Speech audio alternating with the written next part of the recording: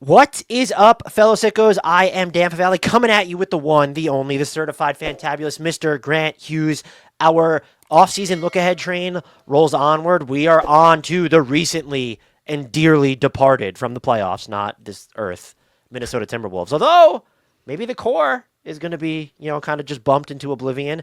Grant, before we hop into the vitals, the big question, the central theme of this, how are you feeling?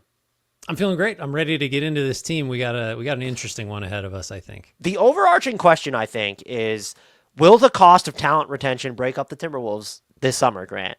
And that's probably a good lead into, their vitals. But the big three agents that they have are Nickeil Alexander-Walker is a free agent, Julius Randle and Naz Reid have player options. And so that's kind of what is going to determine where they go from here. And so their vitals as of right now, they project to be about 8.6 million into the tax, which is about 8.6 million beneath the second apron. This assumes that Naz Reid and Julius Randle pick up their player options, and then they keep the number 17 pick. It does not include even a cap hold for Nickeil Alexander-Walker. I think the question and where to start would be, and before I throw it to you, I'll frame it this way. Can they keep all three without making major changes, which basically amounts to saying, can you pay these three a total of $54 to $55 million combined, like in a year, to keep them?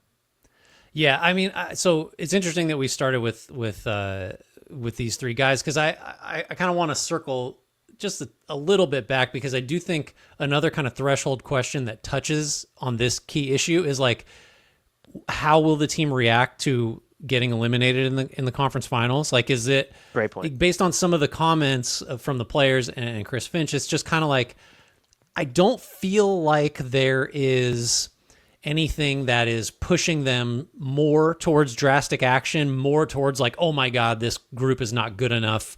I think I don't know what you thought about it, but it felt to me like in a lot of their post-elimination comments, it was kind of just acknowledging, especially Anthony Edwards and Mike Conley in their presser, just like that Thunder team is really good. And it's just like they played great. They were better than us.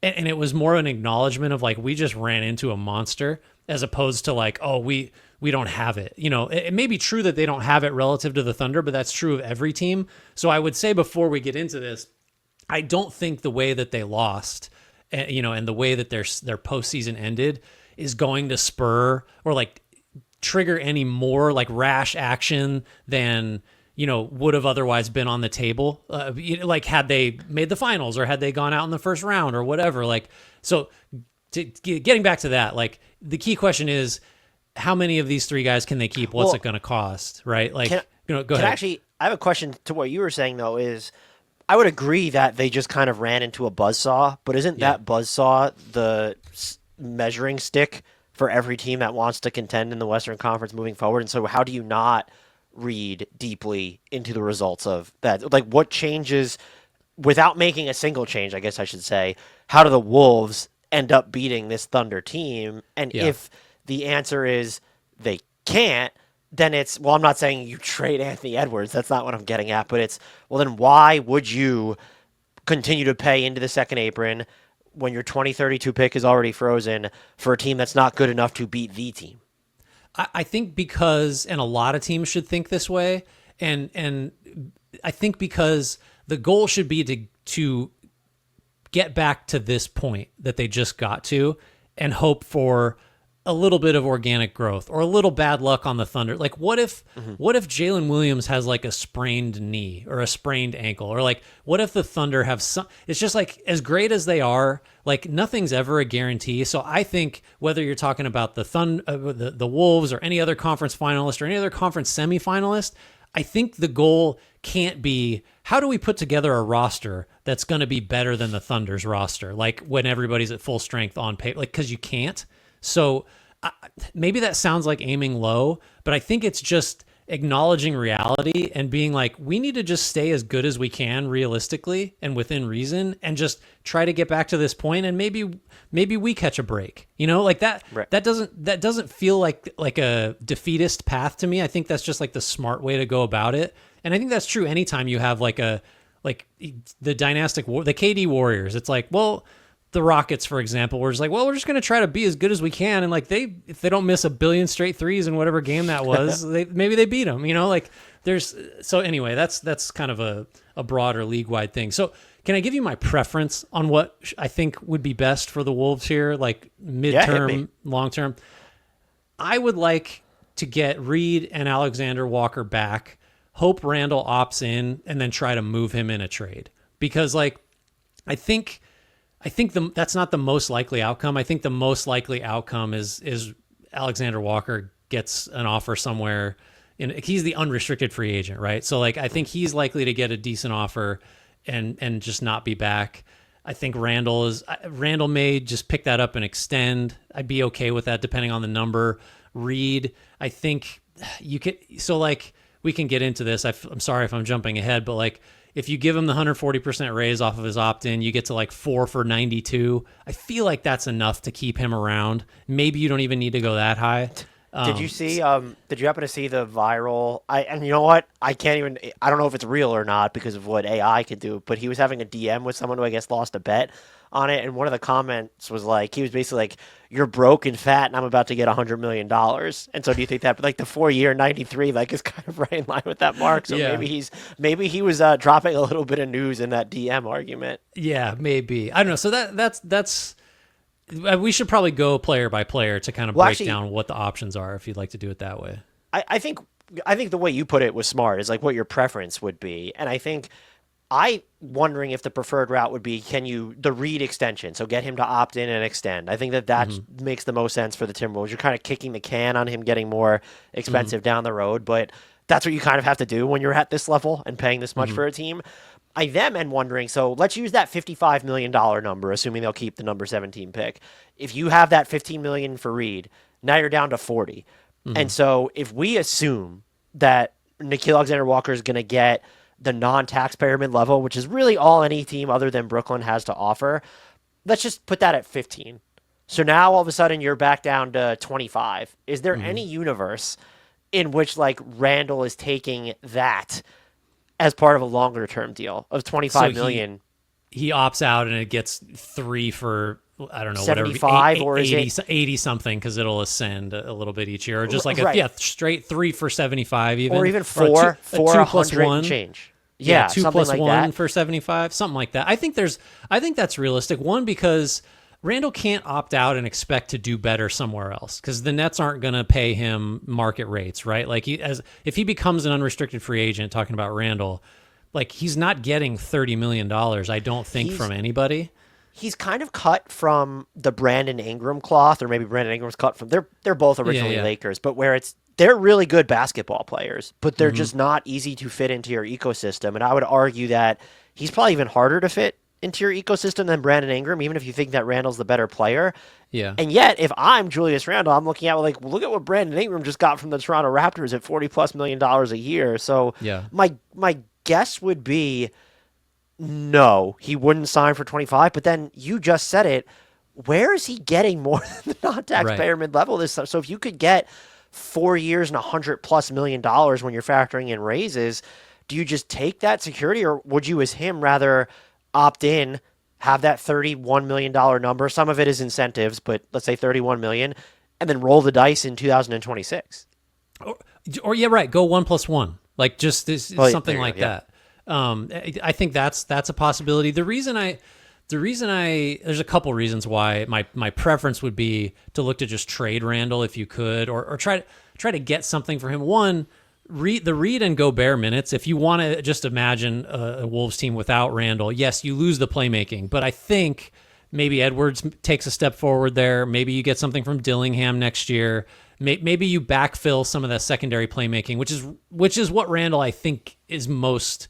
I think his most valuable contribution to the team is like he can't just be the other guy making plays besides Edwards. Right, especially with where Mike Conley's at right now. Right, like and you're going to reduce Conley's role for sure next year.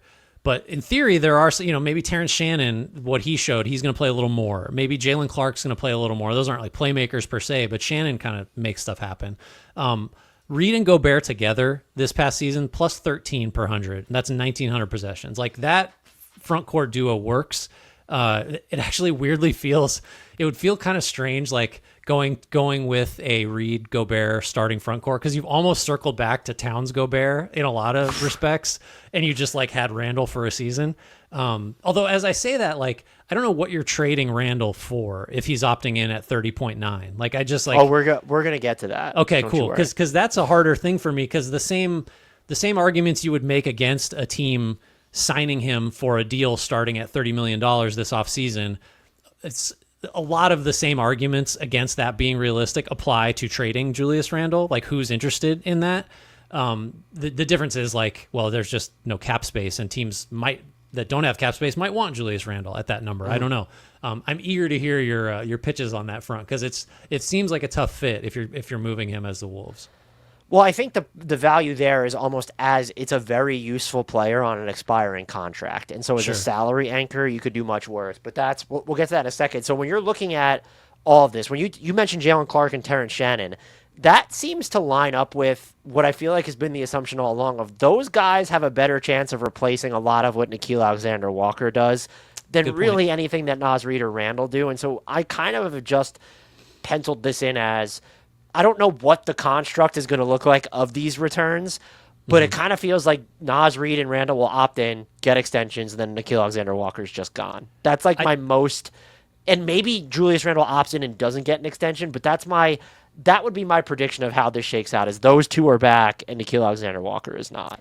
I think that's right, because if you look at, if Brooklyn's going to pay, we're going to mention Brooklyn like a trillion times, even when we're not doing the Brooklyn offseason. Every single trade that I build now is, we need to send this salary to Brooklyn so that none of these other teams get hard capped. Right. But like, if you're Brooklyn, of the three Wolves potential free agents, Alexander Walker is like, that's the guy you'd give mid-level money or slightly above, and that would make sense for you, because you could flip him later, or he might that's a player you want at that number.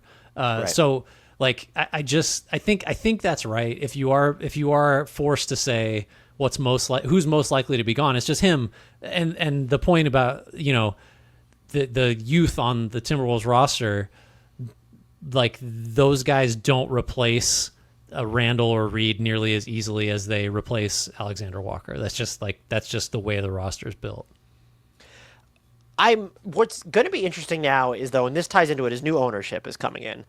Yeah. And so you have A-Rod, Mark Luray, and then they've now sold off other parts of the team and done quite well. So there is this messaging out there that they're going to continue to pay through the teeth. The Wolves, as of right now, they could still trim this technically before the league calendar new year starts, a $90+ million tax bill. Their 2032 draft pick is frozen, as we mentioned before. Tim Connolly, by the way, has like an executive's option. What do we call that? He can be a free agent, right? Basically, and I think that he will kind of be the barometer of, okay, well, if he stays, then you know that he at least believes they're serious. But if he leaves, well, then it's, oh crap, like this team is going to get into cost cutting mode. So just based off whether it's your instinct, what you know about when new ownership regimes take over, what you've seen being said, written, do you think that there's any chance that, because if the Wolves are willing to enter the season in the second apron, everything we just talked about can be moot. Like, you can bring back everybody and figure it out later, although it, of course, is a lot harder. Do you see any scenario in which this team stays, I won't even say stays, enters next season in the second apron again? Yeah, I do. I do see a scenario where they enter it, and maybe that's just because they're planning to trade Randle, and that's going to get you out of it. But everything, I think John Krasinski had a pretty thorough write-up, like I guess you'd call it a post-mortem. And in that, the signs to me were that this new ownership group is very comfortable spending, and whatever the tax bill is going to be within reason, like that's okay. That's my read on, that's my sense of it. Like, certainly there haven't been super clear indications. I think the way that if Connolly is back, which does seem likely, because in that same Krasinski write-up, he pointed out that like this ownership group like went and got Connolly. Like he's kind of their guy is the way that it was kind of laid out. So one assumes that Connolly kind of priced in his or negotiated this executive option or whatever you want to call it, one, because he wasn't sure who was going to own the team, and relatedly, two, didn't know what the like spending tolerance was going to be. And so I think if you just kind of look at that holistically, the new ownership group seems comfortable spending, and that's a good thing for keeping Tim Connolly. So you don't want to go over the second apron for the reasons you said. Like, it just makes things harder. It's not as simple to get out of it because of all the restrictions that status imposes. But you don't get dinged until the end of the year, right? Like, that's when everything gets calculated. So you can make moves at the deadline if you have to. And who knows, maybe there's just better value in a Randle trade at that point, or or Alexander Walker for that matter. I don't know. Like, there's definitely, it's not the end of the world if they come in over the second apron to start the season. I don't think you want to do that. But I wouldn't be stunned, would you, if they were just like, yeah, screw it, we're keeping all three and we'll figure it out later. I would be stunned. And this isn't, I'm not even necessarily saying it's going to be an indictment of the way the new ownership regime like handles things. It really feels like the second apron is going to become this taboo thing, is that we might see teams in it for a year, or if we know, like if it was, let's say the Thunder were up against this and they're not, or kind of like what the Celtics were, where it was, they'll spend 2 years in there. We were pretty sure before the Tatum injury. I just think it's become, look at what happened with the Suns. Look at even how restrictive like being in the first apron was for the Knicks this past year when you're talking about building top. And it's different when you have proof of concept. And the Wolves, to their credit, consecutive conference finals appearances is insane. That's a hell of an accomplishment. And as a fan, I would just say, yeah, pay whatever, especially if you're not going to be able to make changes. Maybe you draft someone with the number 17 pick and they are able to contribute on a cost-controlled deal. I really just believe that the second apron is going to be this off-limits things for teams, save for maybe a year or two, and that's going to be reserved for, like, you just won the title, which the Wolves did not. And I think the other problem here is, as we both noticed, is you had until the end of the season to get out of the second apron. But, like, because you can't aggregate salaries, like, you need to have a team that has the flexibility to take back more money so that you are ducking the second apron. And that all depends on, like, okay, so as of right now, let's just say Reid and Randle opt in. If you're willing to go into the second apron for Alexander Walker and he gets, like, mid-level money, let's just say 15, you're like $6-7 million into the second apron, and that's with another roster spot open, I believe. So you're just going to shave like $8-9 million while giving up one player in a trade. Like mid-season. You know what? That's what's You're tough. Right. You're right. I think maybe I'm overstating the ease with which you can get out of that situation, because the second you're in it, suddenly your options just like several of them disappear. What you could do, but I don't like, I mean, because you could look at it as like, if things go off the rails, since you can use MLEs as like trade exceptions now, if Nickeil Alexander-Walker, you just give him the exact amount of money that the mid-level exception is worth, or maybe it's a Conley. Like, if it's mid-season and it's all right, this isn't working out, and like we need to get, like, you can then get off him. Or I guess the benefit would be if Nickeil Alexander-Walker's on a multi-year deal, because that's the other challenge of this is, like, if Randle just opts in and he's not extended, like, well, then you can't move him, like, after your season's technically over, before the league calendar resets, because he's a free agent. So that's just why I'd be stunned. But it's not, you're right to say that it's not outside the realm of possibility. And I think if you were confident that you could say, we'll trade player X, it would have to be Conley or Nickeil Alexander-Walker. Those are the salaries that would fit into the MLE and be large enough to get you out of the second apron.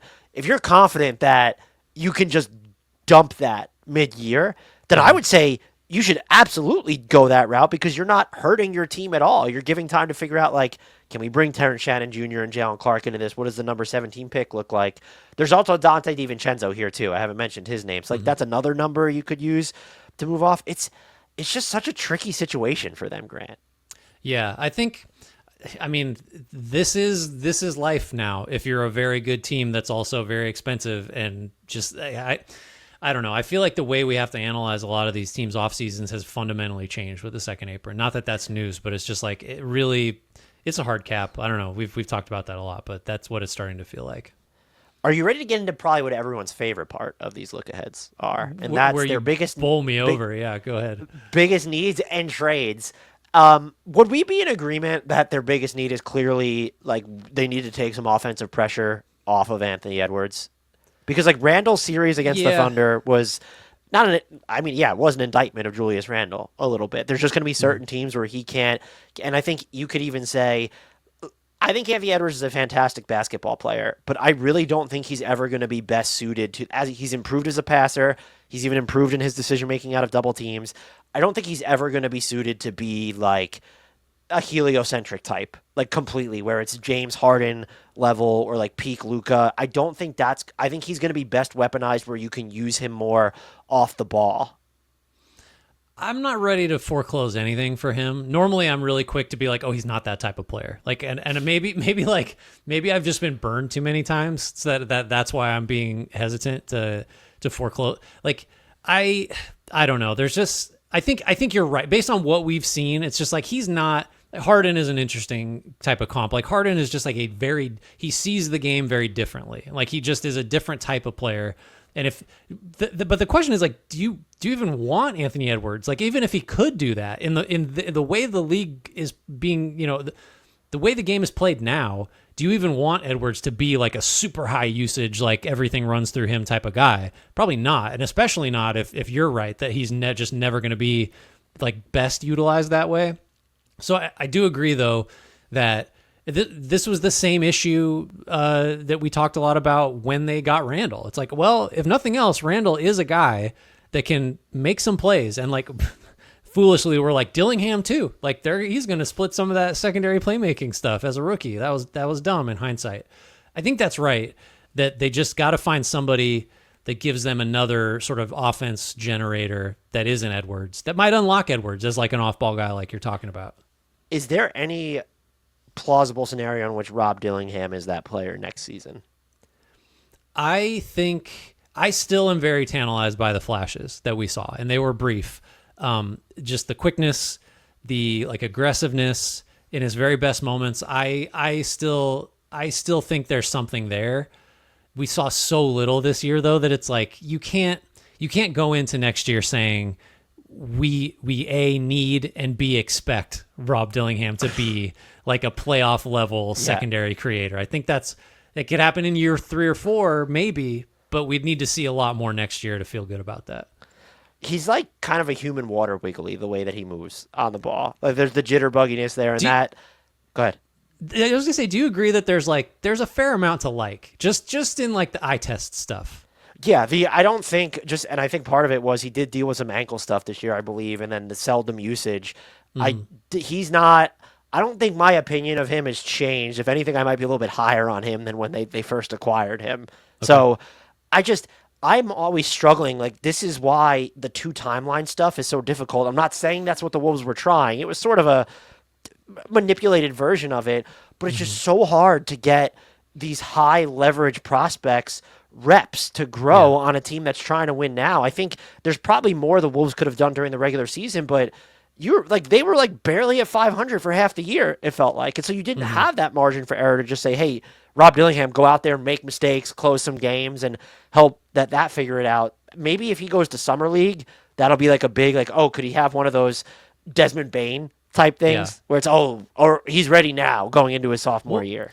The other thing, too, just to draw a comparison to a player on his own team, like Terrence Shannon kind of got his little playoff, baptism, and he was awesome for a 5-minute stretch and then just god-awful for another one. And it's like Dillingham hasn't even done that step yet. Like the expectation should be that like Dillingham's first real playoff stint will look like Shannon's a little bit, where it's like he looks good and then it's like we have to take this guy off the floor immediately. He's killing us. Like that.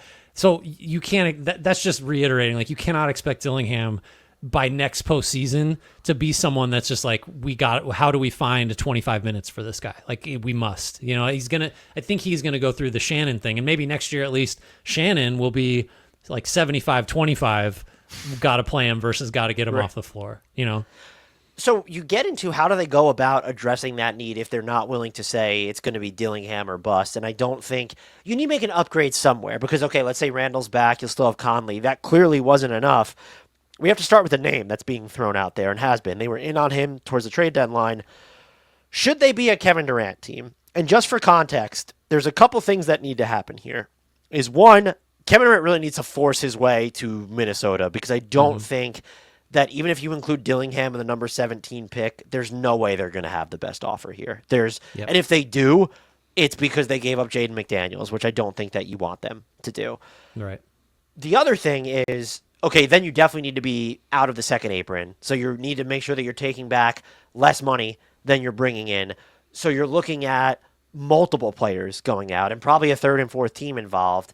And the baseline cost to me, Grant, is, you correct me if you think that this is off the rails, you're looking at Randle, Dillingham, the number 17 pick, and Donte DiVincenzo. And so what you've done at that point is you've turned Rob Dillingham and Karl-Anthony Towns into Kevin Durant, is what it feels like.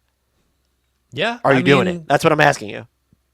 If that, well, we could have a separate cat conversation. Do you want to relitigate the cat Randle DiVincenzo trade before we get out of here? I think for where the Wolves are now, I think I like that. Do you not do that? If it's just, here's the thing: is I think you have to do that, but you've now winnowed down your on-ball creation because like Kevin Durant is still fantastic, but like, we've seen him just under pressure in recent years, like facing it's just not the same as if you might even trust Julius Randle a little bit more to set up for his teammates out of double teams at this point. That's all. That's all I'm saying. And to lose him and then your best prospect in that regard. So now you're saying, okay, well, we need to be healthier than we were this past year, or just as healthy. And it's Conley, it's Durant, it's Edwards, and then I guess are you hoping to strike minimum contract gold, or is there a way for you to open up the mini MLE at that point? Probably not. Probably not. Definitely not. So your margin for error becomes slimmer, but I think you kind of said it at the top of this discussion to where it's not that they feel resigned, but it's they ran into the much better team. So I don't know that running it back and hoping for incremental growth from Clark, Shannon, and Dillingham is going to get you over the hump. Kevin Durant might. Yeah. Well, and if we agree that the biggest need is taking pressure off Anthony Edwards, I would posit that if Kevin Durant is on the floor with Anthony Edwards, he will see a lot fewer double teams. You cannot. Certainly you can double off players other than Durant, but I'm envisioning all the times where, and by the way, I think Edwards made the right decision. The backlash to the backlash on Edwards is already like well in, I don't know what lap we're on with it, but I thought Edwards generally offensively did the right thing a lot against the Thunder. Moved the ball where it needed to go. He needs to be better at just finding a way to draw a foul or score or whatever. But I'm just not going to kill a guy for, against the Thunder defense specifically, making a good pass to an open shooter pretty darn often. I think that's about as much as you could ask from him. I'm curious on your take because I feel like you disagree a little bit. But before I hand it over, I think Durant being on the floor, I would challenge someone to come up with a change to the roster that would better address taking pressure off of Edwards than adding Kevin Durant to the roster. That's all. Go ahead. Yeah, I don't know. I mean, you would probably want more on-ball facilitation out of that, but I think it's a trade that you would have to make. My take it's just ruined now. I don't think he wanted it enough, and maybe if he was married, he might have wanted it more. So I did forget that part. Yeah, that's what a, so I actually am in agreement what a take with economy we live in. It's such a great take economy. I did mostly agree with what you said. I think you're probably you're still a little bit more open-minded on his offensive ceiling than I am. I don't think he's reached it. I mean, the development of his pull-up three-pointer, I just feel like the way the roster is structured right now, and maybe even a little bit if you make the Kevin Durant trade, is that you still need, I don't want to call it heliocentric, but you need him to have more of the James Harden control and agency over the offense, and that's not what I want to see. He's so good off the ball too, the stuff that he's able to move, he's able to move, off the ball. Yes. I want to see him nudged in that direction. I think Kevin Durant certainly does that, but my question would be, does he do that? He takes pressure off Edwards, so you have to make that deal. But it's, is that package if you're Phoenix, that's one you take if you're trying to be competitive now, and I guess, and what's the salary that you're getting rid of in that, because you can't take back all that money. That's more than Kevin Durant makes. The Phoenix part, I'm never gonna have a read on Phoenix. I'm fascinated to see what they do ultimately prioritize in the Durant trade that is imminent. So yeah, I don't know how to assess would they view that as the best offer or whatever. But I might not even have included enough money, Grant. I mean, you might have to. The thing is, the Wolves, they have a lot of they don't have really any unmovable contracts. It does, maybe you think Gobert's a weird fit because you have to kind of have a certain environment for him to make a lot of sense in, but they can put DiVincenzo in it, put whatever, Reid can be whoever. There's a lot of different configurations that the Wolves can get to, and yet it still feels like, how is it possible that they could get Kevin Durant? And but it is it's doable. It just might take, because so we have Donte DiVincenzo's basically 12. You attach him to Randle at, let's say, 31. That's 43. The number 8 pick cap hold is going to be at this year. Or no, it's number 17. I'm calling it number 8. Yeah, that's 4.2. And then Dillingham will be at what next season? He was the number 8 pick, so he'll be some money, but not a ton. 6.6. That's close. You're probably going to need to include more money. That's insane. So now you're talking about 5 for 1. That's insane. Yeah, it's tough. Well, if you're Durant, all things being, because you said at the top, Durant sort of, one element of this is he's got to say, it's Minnesota, please. That's where I want to be. If you're him, is that, because there are plenty of other teams that he could direct himself to, and Houston or whatever, San Antonio, I don't know, where else might, the Wolves they're on the short list, or at least they should be, in my opinion. In terms of, if you wanted the best chance at winning a title next year and you're looking at what's left over after the deal, if you're going to tell me Anthony Edwards, Jaden McDaniels, Rudy Gobert, and Naz Reid with an outside chance of Nah being there still, Minnesota's a really good pick. You might prefer, I don't even know if you would prefer San Antonio because they're so kind of early in their timeline.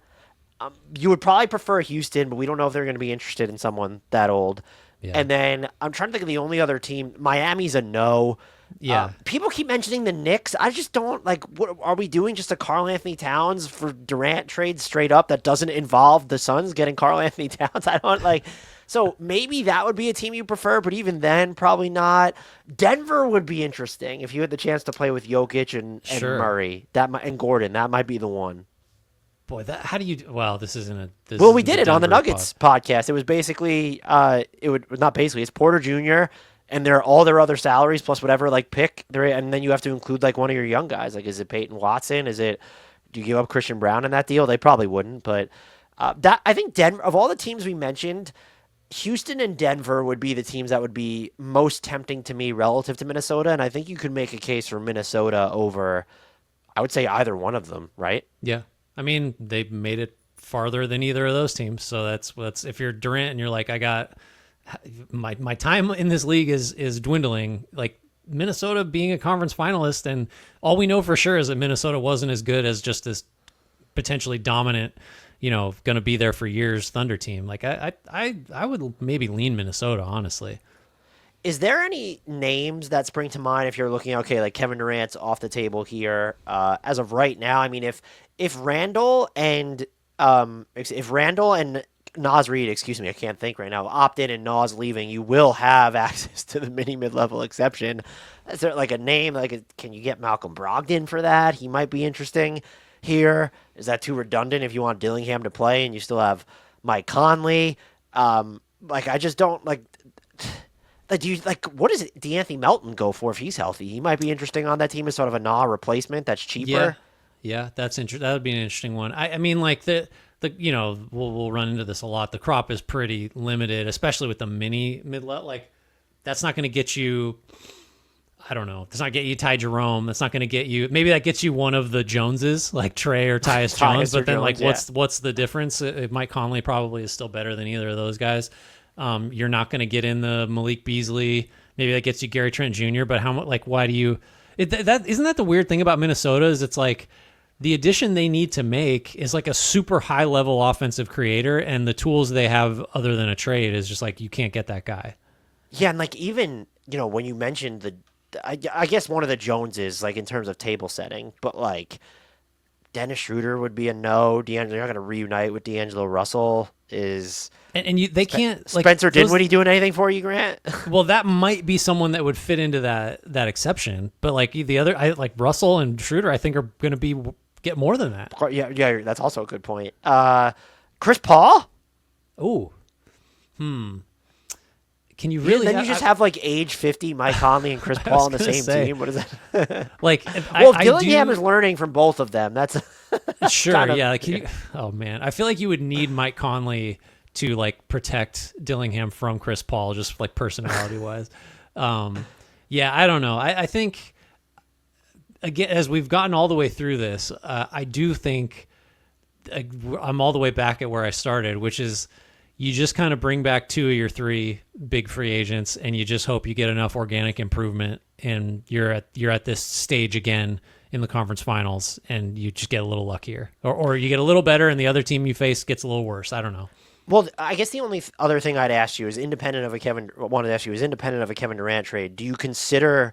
I think when you're looking at your financial resource allocation with how much Reid, Randle, and Gobert would be making moving forward, is there just what is the level of player that needs to get you like coming back in a trade that gets you thinking about let's trade one of these guys?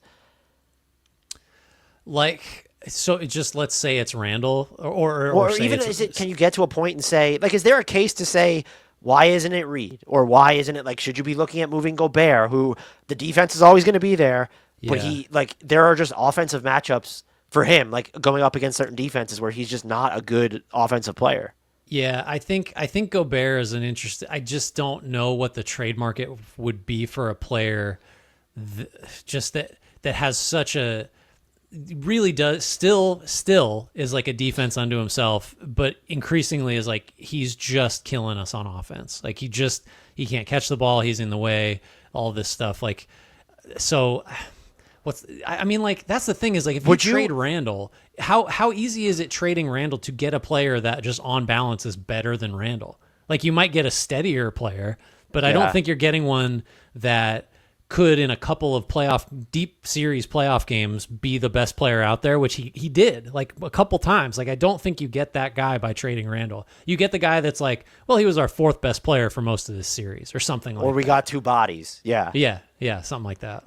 Would you, if you were trading for Kevin Durant, would you prefer to give up Julius Randle as opposed to Rudy Gobert as the Timberwolves? Yeah, I would. I think I don't trust the Reid Randle minutes enough to say, yeah, go ahead and trade Gobert. Yeah. No, I think they're, for better or worse, I think they're kind of hooked in with Gobert for another couple years at least. My final one here is Donte DiVincenzo's extension eligible for 3 years and $64.5 million. He's still making just under the MLE for the next 2 seasons, which is kind of wild. If he would sign that, I don't know, he had a rocky end, but I might consider offering it to him just to kind of preserve the asset at a cost that's not going to be prohibitive. Yeah, I think he's probably movable. That's the only thing I would consider is, like, is he tradable for value on this deal? Because you can't be in the Wolves' overall financial position and just be extending guys.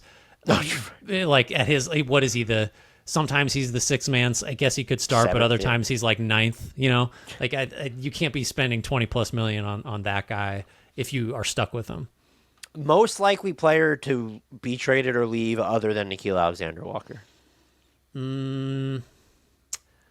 I'll just go Randle.